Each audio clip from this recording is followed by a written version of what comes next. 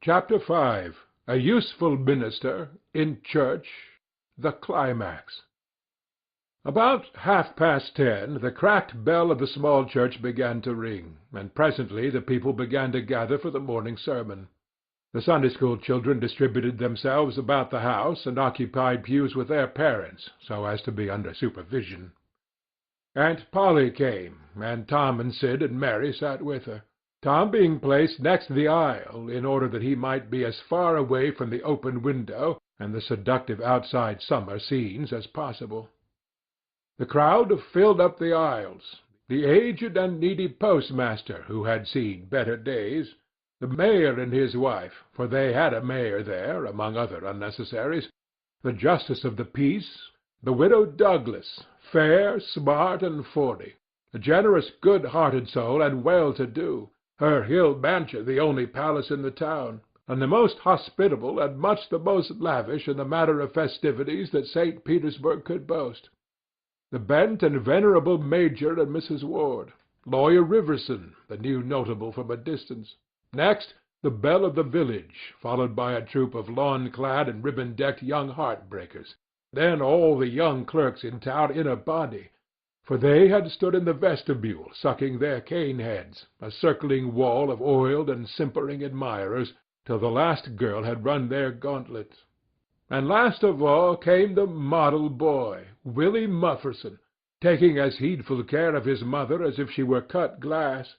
He always brought his mother to church, and was the pride of all the matrons. The boys all hated him, he was so good, and besides he had been thrown up to them so much. His white handkerchief was hanging out his pocket behind, as usual on Sundays, accidentally. Tom had no handkerchief, and he looked upon boys who had as snobs. The congregation being fully assembled now, the bell rang once more to warn laggards and stragglers, and then a solemn hush fell upon the church, which was only broken by the tittering and whispering of the choir in the gallery. The choir always tittered and whispered all through the service. There was once a church choir that was not ill-bred, but I have forgotten where it was now. It was a great many years ago, and I can scarcely remember anything about it, but I think it was in some foreign country. The minister gave out the hymn and read it through with a relish, in a peculiar style which was much admired in that part of the country. His voice began on a medium key, and climbed steadily up till it reached a certain point, or it bore with strong emphasis upon the topmost word, and then plunged down as if from a springboard. Shall I be carried to the skies on flowery beds of ease, whilst others fight to win the prize and sail through bloody seas? He was regarded as a wonderful reader. At church sociables he was always called upon to read poetry, and when he was through the ladies would lift up their hands and let them fall helplessly in their laps, and wall their eyes and shake their heads, as much as to say, "Words cannot express it. It is too beautiful for this mortal earth."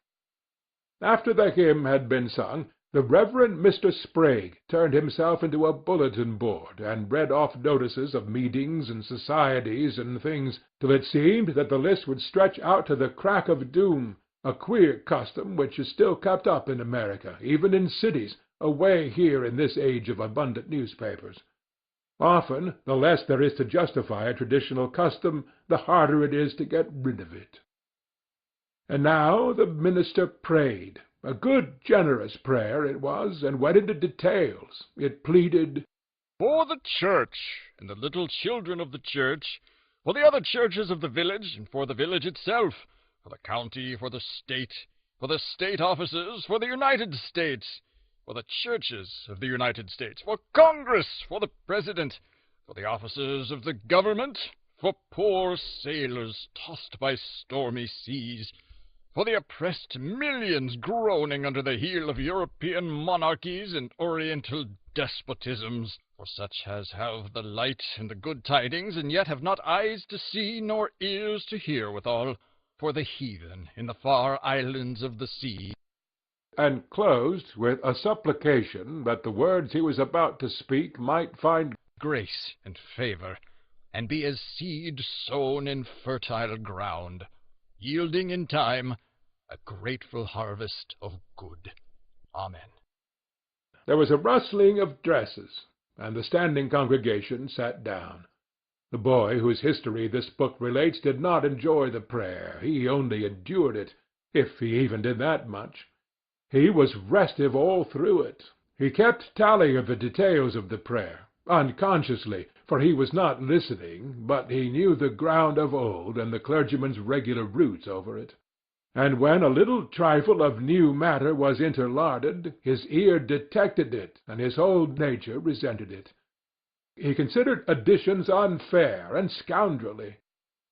In the midst of the prayer, a fly had lit on the back of the pew in front of him, and tortured his spirit by calmly rubbing its hands together, embracing its head with its arms, and polishing it so vigorously that it seemed to almost part company with the body, and the slender thread of a neck was exposed to view, scraping its wings with its hind legs and smoothing them to its body as if they had been coat-tails, going through its whole toilet as tranquilly as if it knew it was perfectly safe.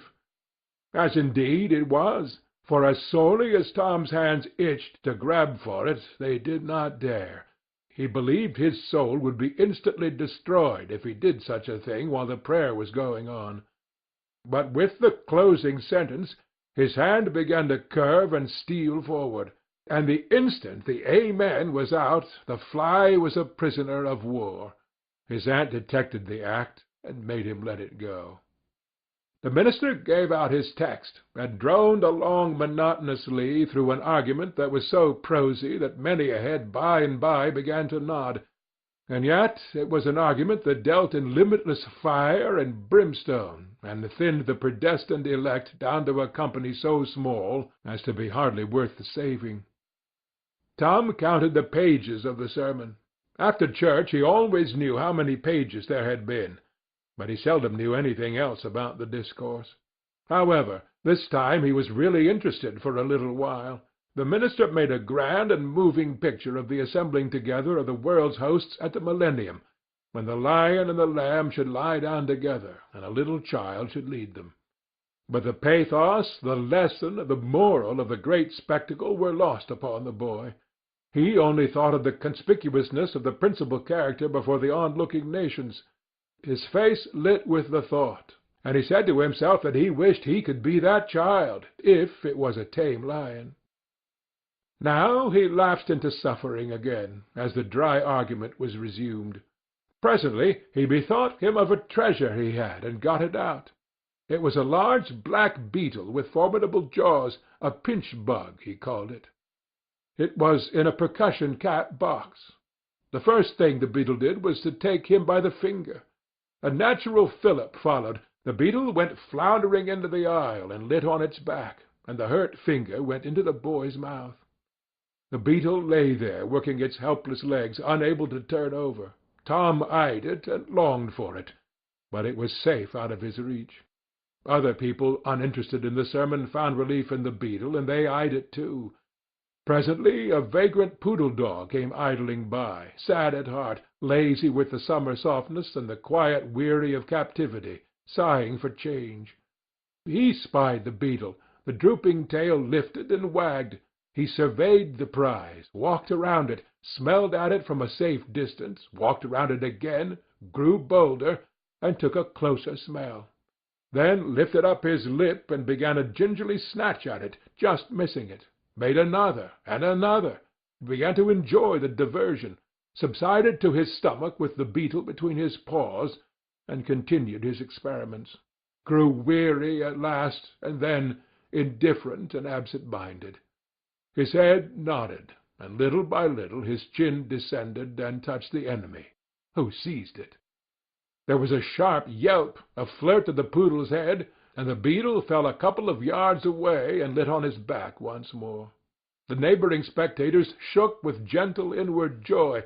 Several faces went behind fans and handkerchiefs, and Tom was entirely happy. The dog looked foolish, and probably felt so, but there was resentment in his heart too, and a craving for revenge. So he went to the beetle and began a wary attack on it again, jumping at it from every point of a circle, lighting with his forepaws within an inch of the creature, making even closer snatches at it with his teeth, and jerking his head till his ears flapped again. But he grew tired once more after a while, tried to amuse himself with a fly, but found no relief, followed an ant around with his nose close to the floor, and quickly wearied of that, yawned, sighed, forgot that beetle entirely, and sat down on it. Then there was a wild yelp of agony, and the poodle went sailing up the aisle. The yelps continued, and so did the dog. He crossed the house in front of the altar. He flew down the other aisle. He crossed before the doors. He clambered up the home stretch. His anguish grew with his progress, till presently he was but a woolly comet moving in its orbit with the gleam and the speed of light. At last the frantic sufferer sheered from its course and sprang into its master's lap. He flung it out of the window, and the voice of distress quickly thinned away and died in the distance. By this time the whole church was red-faced and suffocating with suppressed laughter, and the sermon had come to a dead standstill. The discourse was resumed presently, but it went lame and halting, all possibility of impressiveness being at an end, for even the gravest sentiments were constantly being received with a smothered burst of unholy mirth, under cover of some remote pew-back, as if the poor parson had said a really facetious thing. It was a genuine relief to the whole congregation when the ordeal was over and the benediction pronounced. Tom Sawyer went home quite cheerful, thinking to himself that there was some satisfaction about divine service when there was a bit of variety in it. He had but one marring thought. He was willing that the dog should play with his pinch-bug, but he did not think it was upright in him to carry it off. End of Chapter 5